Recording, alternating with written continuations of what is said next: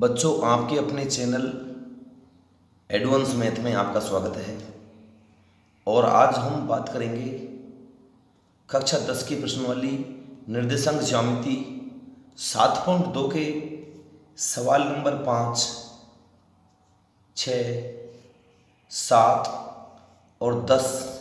इन चारों सवालों को मैं आपको समझाने का प्रयास करूंगा। तो देखिए, सवाल नंबर 5 है, वह अनुपात ज्ञात करो। अनुपात कौन सा है जिसमें बिंदुओं ए तो दे रखा है 1 और -5, बी -4 और 5, इनको मिलाने वाला रेखाखंड एस अक्ष से विभाजित होता है। इनको मिलाने वाला रेखाखंड एस अक्ष से विभाजित होता है। देखिए, सवाल नंबर 5 को मैं समझाता हूं। यानी कि एक तो बिंदु ए है और एक बिंदु बी, उसने खुद ने कहा है नाम। इसके निर्देशांक दे रखे हैं 1 और -5। इसके निर्देशांक दे रखे हैं -4 और 5। इन दोनों को मिलाने वाला रेखाखंड ये रहा, ये रेखाखंड से मिल रहा है। ये एस अक्ष से विभाजित होता है। इस रेखाखंड को एस अक्ष विभाजित करती है। हम जानते हैं कि एस अक्ष पर y का मान 0 होता है। एस अक्ष पर चूंकि एस अक्ष विभाजित कर रही है, जैसे एक हिस्सा ये कर दिया, एक ये कर दिया, तो एस अक्ष पर y का मान तो 0 होता है और x का मान x अक्ष के निर्देशांक, एस अक्ष के निर्देशांक, चूंकि एस अक्ष की बात कर रहा है इसलिए x के निर्देशांक x और एस अक्ष पर y का मान 0 होता है। और y अक्ष होती तो y अक्ष पर x का मान तो हो जाता 0 और y का मान हो जाता y। लेकिन एस अक्ष की बात करिए इसलिए ये बिंदु x और 0 होंगे। ठीक है। अब देखिए, इसको x1 कहा जाता है, इसको y1 कहा जाता है, इसको x2 कहते हैं, इसको y2 कहते हैं। और ये जो बिंदु विभाजित कर रहा है, एक हिस्सा ये कर दिया, एक हिस्सा ये कर दिया, इसका नाम कुछ भी रख लो, जैसे t कह दिया, माना विभाजन बिंदु t है। अब हम बिंदु t के निर्देशांक निकालेंगे, यानी कि y का निर्देशांक तो 0 आ रहा है, हमें बिंदु x का निर्देशांक निकालना है। ठीक है। उससे पहले इसने हमसे अनुपात भी पूछा है, दोनों चीजें पूछी है इस सवाल में। वह अनुपात ज्ञात करो ऐसे कहा है। तो देखिए, अनुपात निकालने के लिए हम 0 वाले से निकालेंगे अनुपात। ये ध्यान रखें, अनुपात इस 0 वाले से निकलेगा। अनुपात कौन सा? ये अनुपात, जैसे इसको m1 कह दिया, यहां से यहां तक इस वाले को m2 कह दिया। ये जो बिंदु इसको विभाजित कर रहा है, इधर वाला हिस्सा 80 और इधर वाला हिस्सा, इन दोनों का अनुपात कितना है, इनका रेशो कितना है, ये ज्ञात करना है। ठीक है। तो हम सूत्र काम में लेंगे y बराबर m1y2 प्लस m2y1 बटे m1 प्लस m2। y वाला इसलिए काम में लिया है क्योंकि y ही 0 है, इसको x कहा जाता है और इसको y कहते हैं। तो जो अनुपात निकालने के लिए जो 0 है उसी से निकलेगा। x 0 होता तो x वाले से निकालते। देखो, y का मान तो हम 0 रख देंगे, m1 गुणा y2 का मान है 5 प्लस m2 गुणा y1 का मान है -5 बटे m1 प्लस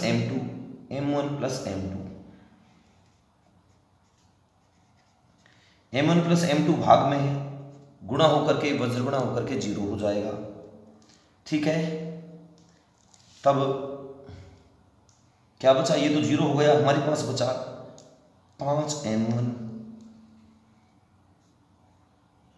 m2 को -5 से गुणा करेंगे तो -5m2, ये 0 हो ही गया पूरा।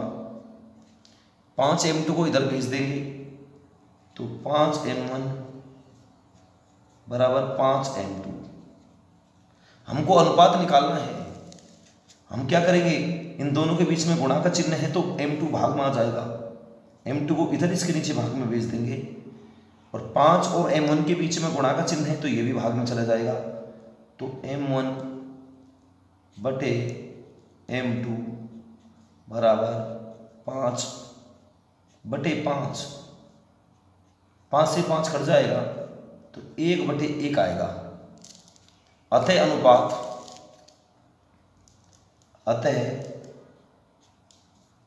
m1 अनुपात m2 बराबर 1:1 होगा। ये तो अनुपात पूछ लिया इसने। इसके बाद में कौन सा अनुपात निकाला है, ये अनुपात निकाला है कि m1 1 आ गया है, m2 भी 1 आ गया है। अभी तक तो आपने अनुपात निकाला है, अब निकालना है विभाजन बिंदु। ये बिंदु जिस बिंदु से विभाजित हो रहा है, x का मान निकालना है, y तो 0 है। मैं इधर समझा रहा हूं आपको, वही बात, x1 का मान 1 है, y1 का मान -5 है, x2 का मान -4 है, y2 का मान 5 है, और x और y ये होता ही है। जैसा कि मैं पहले वीडियो में आपको बता चुका हूँ, इसके बचे कुछ सारे सवाल मैंने पिछली वीडियो में बता दिए हैं, आप वहाँ से देख सकते हैं, बिल्कुल समझ में आ जाएगा। विभाजन बिंदु के लिए हमारे जो सूत्र हैं, एक तो है x बराबर m1 x2 plus m2 x1 बटे m1 प्लस m2। आप समझे विभाजन बिंदु हमारा t है जिसके निर्देशांक x और 0 है। चूंकि y हमें नहीं निकालना, y का मान तो 0 आ रहा है, हमें इस x का ही तो मान निकालना है केवल, तो x से निकल जाएगा। x बराबर m1 का मान 1 आ गया, x2 का मान -4 है, m2 का मान 1 है, और x1 का मान 1 है, बटे m1 प्लस m2 1 प्लस 1, तो x बराबर -4 प्लस 1 बटे 2। कितना बचा x का मान, -4 है, प्लस के 1 है, तो -3 और बटे में 2। अब देखिए x का मान आपने निकाल लिया, y का 0 है, बिंदु t, अतः विभाजन बिंदु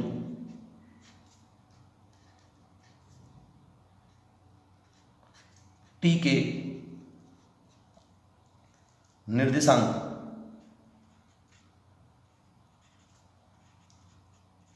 x का मान तो हमारा आया है -3 बटे 2, और y का मान हमारा 0 है ही है, 0 होंगे। इस तरह से आप इस सवाल को पूरा कर लेंगे। 5वें सवाल के बाद में मैं छठा सवाल आपको समझा रहा हूं। देखिए, आप पूरा देखें छठे सवाल को, बहुत अच्छा सवाल है। वैसे तो सारे इंपॉर्टेंट है इस प्रश्नवाली के, ये प्रश्नवाली का सवाल कोई बोर्ड की एग्जाम ऐसी नहीं जिसमें नहीं आया हो, तो आप पूरा देखें। छठा ये कह रहा है, यदि बिंदु 1 2 4y x 6 और 3 5 इसी क्रम में लेने पर, इनको एक सीरीज में लेना है, क्रम में लेना है, एक समांतर चतुर्भुज के शीर्ष हैं, तो x और y ज्ञात करो। सबसे पहले मैंने एक समांतर चतुर्भुज बना लिया। समांतर चतुर्भुज की आमने सामने की भुजाएं बराबर होती हैं, और जैसे ये भुजा इसके बराबर होती है, ये भुजा इसके बराबर होती है, ठीक है। एक शीर्ष ये रहा, इस शीर्ष को ए कह दिया, इसको बी कह दिया, इसको सी कह दिया, इसको डी। इनको क्रम में लेना है, चाहे तो यूं लो चाहे यूं लो, लेकिन क्रम होना चाहिए इनका क्रम ना टूटे। और इनके शीर्ष जो दे रखे हैं वो दे रखे हैं एक तो दे रखा है 1 और 2। बी के निर्देशांक जो दे रखे हैं 4 और y। सी के जो निर्देशांक दे रखे हैं x और 6। डी के निर्देशांक 3 और 5 दे रखे हैं।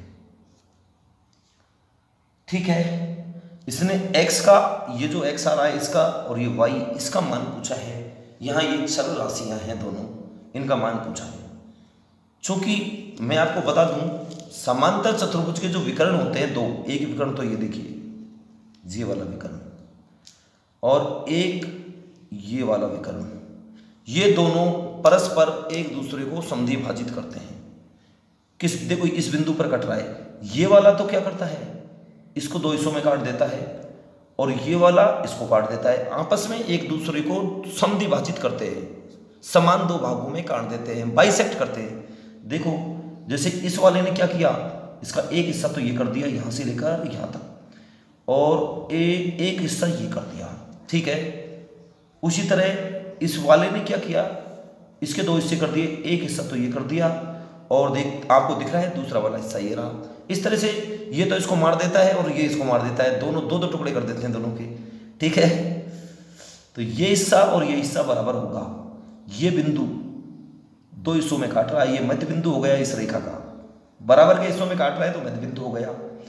और देखो ये हिस्सा और ये हिस्सा ये भी समद्वि भाजित है, समान दो भागों में है, तो इसका भी ये मध्य बिंदु हो गया क्योंकि बराबर के हिस्से हैं ये और ये।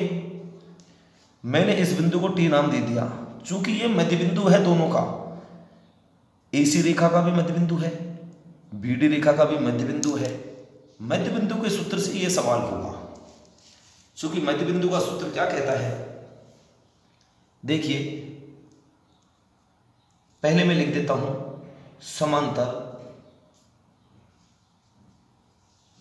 समांतर चतुर्भुज के विकर्ण आपस में एक दूसरे को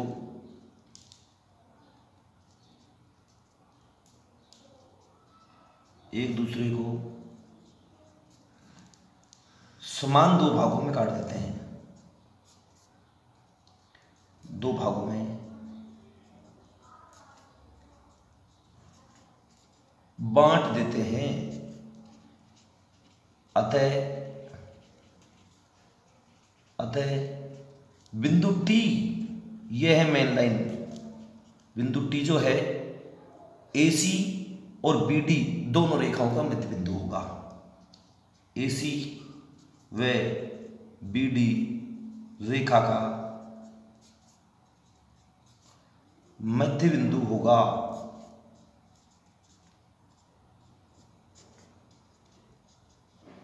ठीक है, अब मध्य बिंदु के सूत्र से हम इन सवाल को करेंगे। देखिए पहले हम एसी रेखा का मध्य बिंदु निकालेंगे, ये भी टी है, बीडी का भी टी है। एसी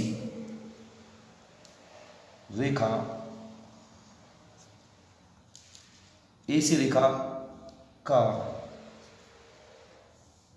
मध्य बिंदु, सूत्र जो होता है मध्य बिंदु का वो ये होता है, देखो मैं लिख देता हूं पहले सूत्र, x बराबर x1 प्लस x2 बटे 2 और y बराबर y1 प्लस y2 बटे 2, ये होता है। तो हम एसी रेखा का जो मध्य बिंदु निकाल रहे हैं, एसी कहाँ है, AC, तो ए को तो कहेंगे x1 और y1, सी को कहेंगे x2 और y2, और लगा दो यही सूत्र, तो क्या आएगा, x बराबर x1 का मान 1 है, प्लस x2 का मान 6 है, ये x है, बटे 2, और y बराबर हम निकालेंगे y1, देखा ये रहा सूत्र, y1 का मान है 2 प्लस y2 का मान है 6/2। ठीक है, ये हमने निकाल लिया AC रेखा का मध्य बिंदु। अब हम रेखा BD का मध्य बिंदु निकालेंगे। देखिए BD ये रही हमारी, तो B को मान लेंगे x1 और y1 और D को मान लेंगे x2 और y2 और सारे मान रख देंगे इसमें। मैं रख रहा हूं, देखो BD रेखा का मध्य बिंदु, BD रेखा का जब मध्य बिंदु निकालेंगे तो सूत्र तो यही रहेगा। हमने x1 y1 और x2 y2 मान भी लिया है। तो देखिए x बराबर x1 प्लस x2, x1 तो है 4, x2 है 3/2 और y बराबर y1 प्लस y2/2। ठीक है,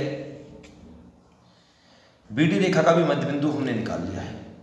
चूंकि आपको साफ दिख रहा है कि AC रेखा का जो मध्य बिंदु है वो भी T है, BD रेखा का जो मध्य बिंदु है वो भी T है, दोनों का समान है, इसलिए इन दोनों बिंदु समान होंगे। ये देखो, ये वाला बिंदु और ये वाले बिंदु समान होंगे। देखिए ये बिंदु तो आया है, यानी कि कहने का मतलब है x वाले की x वाले से तुलना करनी है, y वाले की y वाले से तुलना करनी है, क्योंकि समान है। इसलिए x वाला जो आया है हमारे 1 + x/2 और इधर आया है, इनको बराबर रखना है, कहने का मतलब इधर आया है 4 + 3/2 7/2। ऐसे ही इधर मैं y वाले की तुलना कर देता हूं, इधर तो y वाला ही रहा, इधर y वाला ही रहा, 6 2 8 8/2 बराबर y + 5/2। तो देखिए यहां 2 से 2 कट गया, तो x 1 + x बराबर 7। एक को इधर भेज देंगे पक्षांतर में करके, तो x बराबर 7 प्लस का एक इधर जाएगा तो माइनस का हो जाएगा, तो x बराबर तो आ गया 6। इसने x और y का मान ही तो पूछा था। इधर देखो 2 से 2 कट गया, तो y + 5 बराबर 8, प्लस का 5 पक्षांतर न होकर के इधर जाएगा तो माइनस का हो जाएगा, माइनस का हो गया, और y बराबर हमारे पास बच गया 3। उसने यही पूछा था कि x और y के मान याद करो। इस तरह से आप मध्य बिंदु के सूत्र की सहायता से x और y के मानों को ज्ञात कर सकते हैं। आइए बच्चों, इसके बाद हम तीसरा सवाल देखते हैं। अगला सवाल क्या कह रहा है, पेज को सेट कर देता हूं फिर बताता हूं आपको। अगला सवाल कह रहा है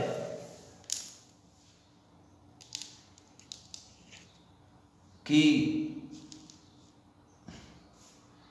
बिंदु A के निर्देशांक ज्ञात कीजिए। देखिए मैं सवाल को एक बार आपको इसमें से पढ़ा देता हूं। ये सवाल है, ये रहा 7वें नंबर का सवाल। बिंदु A के निर्देशांक ज्ञात कीजिए जहां AB एक वृत्त का व्यास है और जिसका केंद्र 2 और -3 है तथा B के निर्देशांक 1 और 4 है। बिंदु A के निर्देशांक पूछे हैं। देखो मैं निकालता हूं। AB एक वृत्त का व्यास है, इसका मतलब हमें एक वृत्त बनाना पड़ेगा। देखो मैं आपको समझाता हूं। ये वृत्त बना लिया मैंने, ये वृत्त का केंद्र है। व्यास क्या होता है? वृत्त के केंद्र में से होकर जाने वाली और परिधि पर दोनों तरफ मिलने वाली, यहां और यहां मिलती है परिधि पर, केंद्र यहां है इसका। ठीक है, ये व्यास है। इधर के हिस्से को इसने A बोला, इधर के हिस्से को B बोला। ठीक है, चूंकि ये केंद्र है, ये मध्य बिंदु है इस रेखा AB का, जिसको हम व्यास कहते हैं। ठीक है, इसका केंद्र का निर्देशांक इसने बताया है 2 और -3, खुद ने सवाल में बताया है। बिंदु A का निर्देशांक तो उसने पूछा है, जिसको हम x1 y1 कहेंगे, और बिंदु B का निर्देशांक इसने हमको दिया है। बिंदु B का निर्देशांक दिया है इसने 1 और 4। ठीक है, दरअसल इसका जो बेसिक कॉन्सेप्ट होता है वो ऐसे होता है कि इधर के बिंदु को x1 y1 कहते हैं, इधर के बिंदु को x2 y2 कहते हैं, और जो बिंदु विभाजित कर रहा है मैंने इसका नाम t दे दिया, इस बिंदु को x और y कहते हैं। जो मध्य बिंदु है, बिंदु t इस रेखा का मध्य बिंदु है, क्योंकि ये इधर भी त्रिज्या है इधर भी त्रिज्या है, दोनों की लंबाई बराबर, इसकी और इसकी, तो मध्य बिंदु हो गया। मध्य बिंदु के सूत्र की सहायता से हम इस सवाल को करेंगे। देखिए, बिंदु T, साफ लिखो, बिंदु T, ये वाला बिंदु रेखा AB का मध्य बिंदु है।